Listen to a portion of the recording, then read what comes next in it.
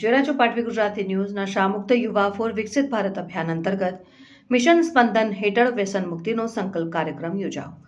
યુવાનો દેશની શક્તિ છે અને દેશને આગળ વધારવા માટે યુવાધનનું વ્યસન મુક્ત રહેવું અત્યંત જરૂરી છે અને રાજમાતા શુભાંગીની દેવી રાજે ગાયકવાડ ભારત સરકારના નશામુક્ત યુવા ફોર વિકસિત ભારત અભિયાન અને મિશન સ્પંદન અંતર્ગત 10 કરોડ નશામુક્તિ પ્રતિજ્ઞા અભિયાનના ભાગરૂપે MS યુનિવર્સિટી બ્રહ્માકુમારી જટલાદરા તથા નાર્કોટિક્સ વિભાગના સંયુક્ત ઉપક્રમે CC મહેતા ઓડિટોરિયમ ખાતે વ્યસન મુક્તિ જાગૃતિ કાર્યક્રમ યોજાયો। કાર્યક્રમમાં MS યુનિવર્સિટીના આશરે 900 વિદ્યાર્થીઓએ વ્યસનથી દૂર રહેવાની પ્રતિજ્ઞા લીધી।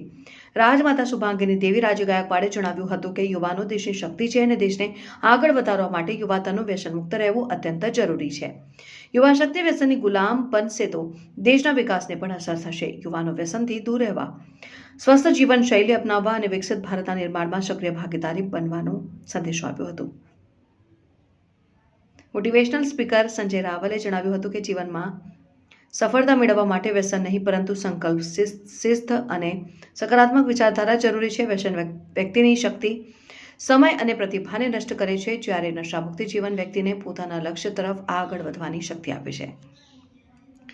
વાઇસ ચાન્સેલર ભાલચંદ્ર ભાણગેંગે જણાવ્યું હતું કે વ્યસન મુક્તિનો સંદેશો યુનિવર્સિટીની વિવિધ ફેકલ્ટીના વિદ્યાર્થીઓ સુધી વ્યાપકપણે પહોંચાડવામાં આવશે અને વિદ્યાર્થીઓ સમાજમાં સે નો ટુ ડ્રગ્સનો સશક્ત સંદેશો પહોંચાડીને પરિવર્તનના પ્રેરક બની શકે છે। BK ડોક્ટર અરુણા દીદીએ જણાવ્યું હતું કે નશામુક્તિનું અભિયાન વ્યક્તિને આત્મ અનુશાસન તરફ દોરી જાય છે।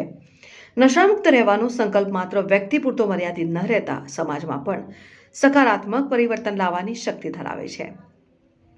દીદીએ ઉપસ્થિત સૌને નશામુક્તિની પ્રતિજ્ઞા લેવડાવી હતી અને MS યુનિવર્સિટીની કોમર્સ ફેકલ્ટીના વિદ્યાર્થીઓએ નાટક રજૂ કરીને વ્યસનના દુષ્પરિણામો અંગે જાગૃતિ ફેલાવતા તથા વ્યસન મુક્તિ જીવન જીવવાનો પ્રેરણાદાયી સંદેશો આપ્યો હતો।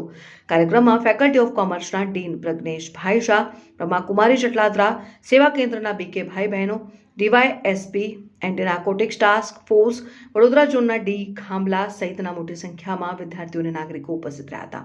પાટવી ગુજરાતી ન્યૂઝ સિંહ રાજુ સુપાઈ।